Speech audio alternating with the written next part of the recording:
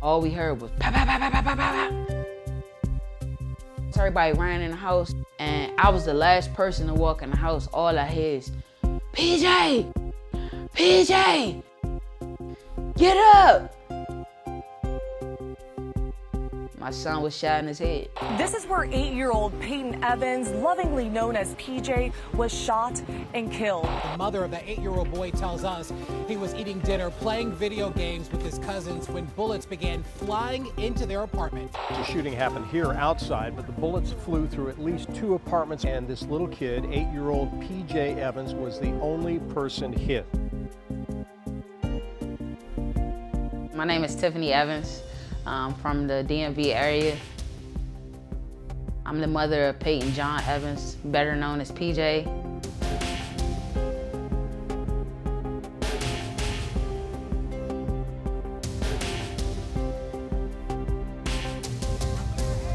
It was a regular day.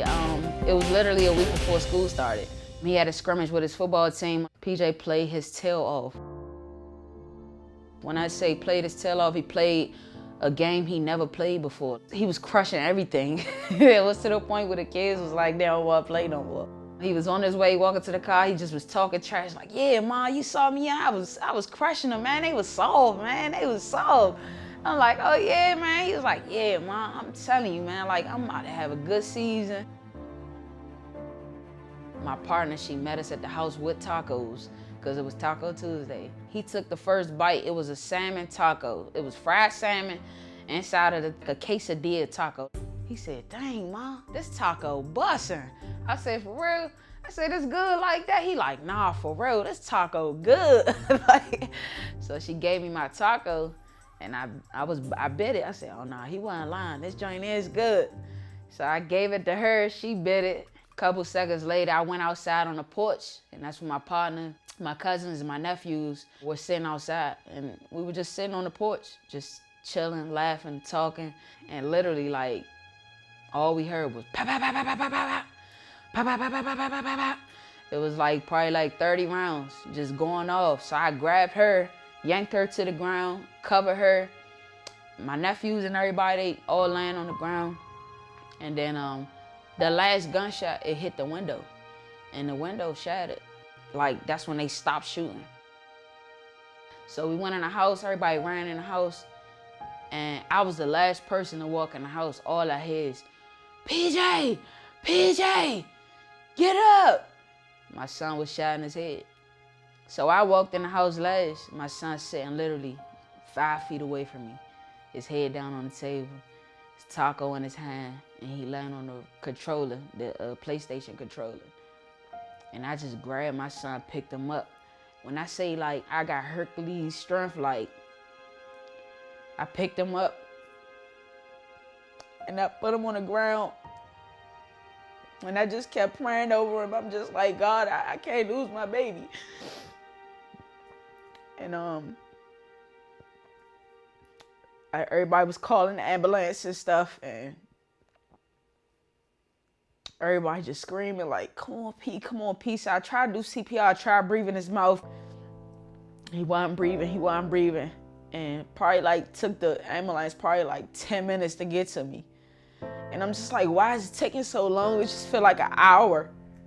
And when they got in there, they put my son on the bed, took him in the ambulance, and I told my partner when I went outside, I said, my son gone. I said, they ain't had the lights on the ambulance. I'm not stupid. I knew my son was gone. The whole ride to Children's Hospital in Washington, D.C., I just kept praying. And just kept saying, God, just please spare my son.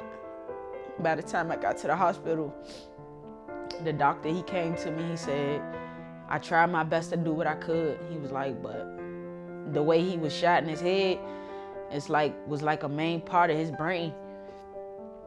And my son was laying on the table. He was gone. After that, I stayed with him for a while. I was just talking to him, loving on him, kissing on him, smelling him. It's the worst day of my life.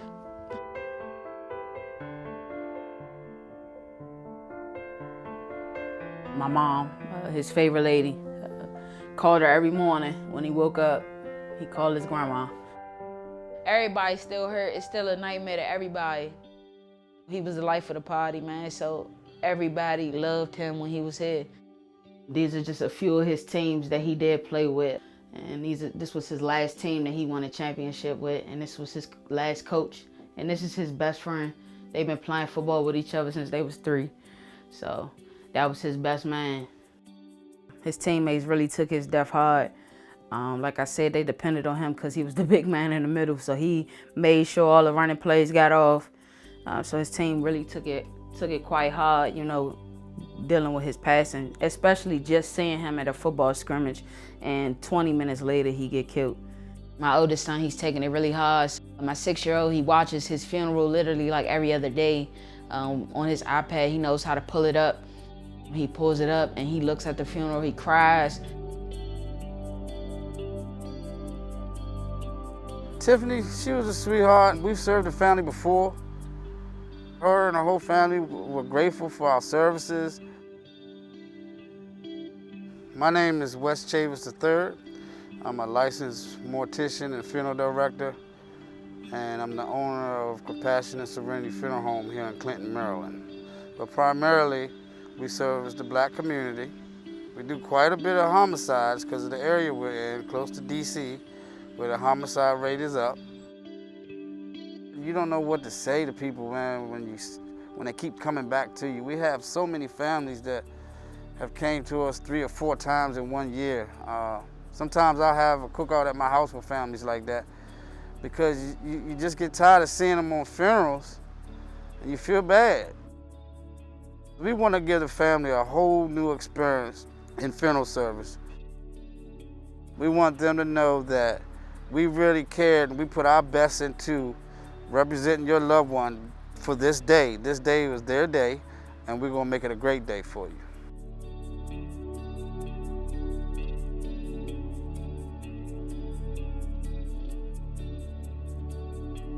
My son's funeral wasn't a funeral, it was a celebration.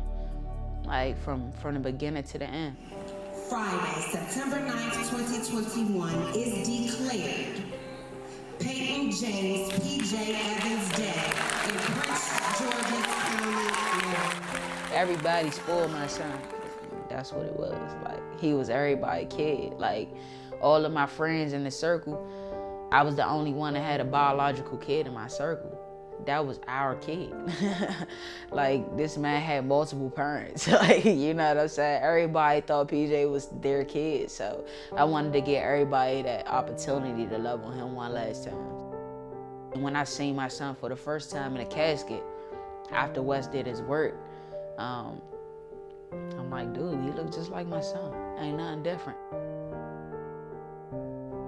When a loved one knows that the decedent has been through trauma, which caused their death, either gunshot victim or a motorcycle accident, vehicle accident, and they tell us, we know we're gonna have a closed casket because this happened. But I tell them, it's ultimately your decision whether we have the casket open or closed. But I would appreciate if you afford me the opportunity to do what I do and present to you your loved one, and then you can make a decision whether you want to keep the casket open or closed. If something happened to my loved ones, I want to see them at their best. So my son was shot in the side of his temple. So he wasn't shot like where it distorted his face. The thing about PJ, it went in his ear. There was no big exit wound. So it wasn't really difficult to fix his wound. I used a little wax and we put a little makeup over it and hair, and it was totally concealed. Restorative art is to recreate natural form and color. And that's what we do when we restore a body. If it's some structural damage, we recreate the structural damage and create the proper form and the proper color. He looked like he was asleep. He looked like he was at peace. Hey, baby. Miss you. Long live PJ. They called that the big man on the field. He was always the biggest kid on the field. I made sure his team was good. His teammates, I wanted to make sure they had stuff that honored my son when they walking on the football field. I bought all the kids on his team when he passed new jerseys, and I bought them football bags. Everything is dedicated to PJ, so everything has long live PJ or long live 21 on it, because 21 was his favorite number. I definitely love them boys, man. They definitely felt the heat, because again, like my son, he passed away 20 minutes after he just was with his teammates. It kind of was hard for them. They didn't understand it, like, yo, we was just on a football field with them. And now he gone. They took it very hard, but they loved on me. They loved on me. And they still do, and I appreciate them. You know, those are my boys for life. My ultimate goal with honoring my son is basically just giving back to the young people. My son's 9th birthday just passed for February 14th, 2022. He would have been 9 years old. I donated tickets and stuff like that to kids that parents couldn't afford the sneaker ball that I threw for my son's birthday. So I paid for kids to get into the party. I wanted to just have all the kids in one place, just have fun and honor my son, because he wasn't here to celebrate his birthday. Life now is waking up every day, going to work. I make sure that I take my stepson to school every day though. It's a must. Like, if I don't get to take him to school, I probably feel some type of way. It's our time to bond. It's our time to talk, you know what I'm saying? The whole ride to school, we talking about PJ, or we talking about something that he, Sonic or something he talk about. He only 6, so, you know, conversation mostly about toys and stuff he wants you to buy. It's kind of hard. My partner, she want to do something for my birthday this year. I turned 35 in August, and I'm just like, I don't even want to do it. Like, my son not here to celebrate his birthday. What is that for me? But I try to enjoy life as much as possible. I'm just trying to relearn me. I built my life over the last 8 years being a mother and trying to be everything for him.